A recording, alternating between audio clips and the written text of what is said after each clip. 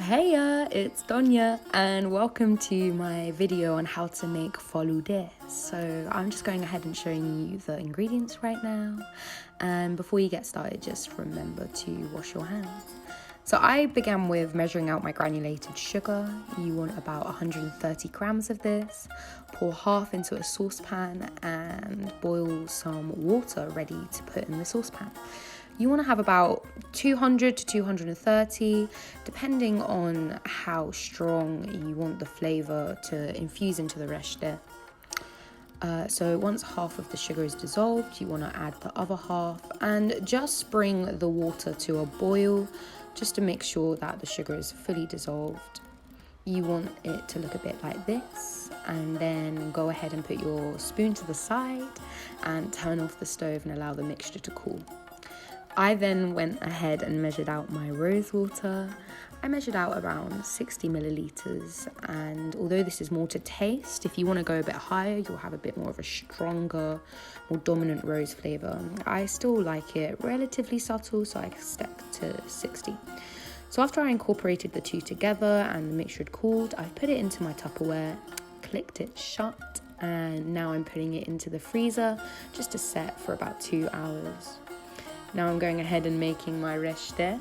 So this noodle was a pain to measure out. I cut it in half once, and I wouldn't recommend cutting it more than that because once you cook the noodles, they are so delicate, so they'll just be breaking all the time.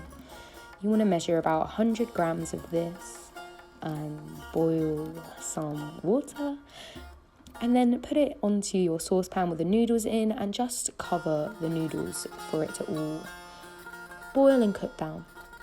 I then added a little bit of salt for seasoning and a little bit of rose water, although I wish I put in a bit more rose water. The rose water is, at this point, is essentially just to infuse the noodles while they're cooking a bit more.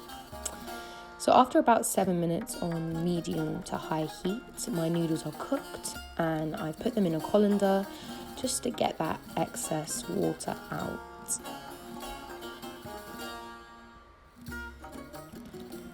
You're going to see that this is what the noodles look like once they're cooked. The texture is really delicate and it kind of just falls apart from each other.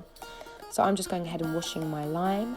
The recipe that I looked at and used as a basis recommended 1 lime, but I remember the ones that I had in Tehran, I actually really like the sourness to the faloodeh. So I actually got the juice of 2.5 limes and added it to my frozen mixture.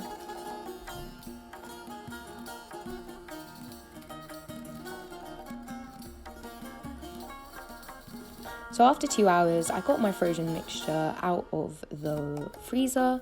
It's just lightly set, and what you want to do is agitate the ice with a fork just to form a kind of slushy. This is essentially just to make sure that the ice freezes evenly and equally, and this was also the point where I added my lime water.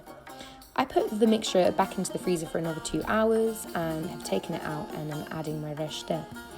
Remember again, the reshte is really delicate at this point, so you want to use a ladle and lightly fold the mixture over the noodles and just try and get it equally coated.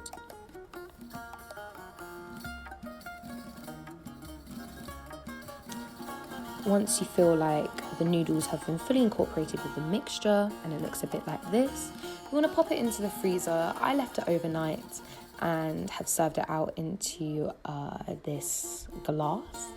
I've just grinded up a bit of the zest and I'm adding a little bit more lime on top just for an extra kick and punch of sourness. And here we go. Here is our faloodeh irani. I loved the taste of this. I loved the hint of rose, the aroma, the smell I got from it, as well as the sour bitter lime. I really hope you guys enjoyed this as much as I did, and if you have a go at this recipe, please do tag us, KCL Iran Sok, and let us know how you got on with it. And also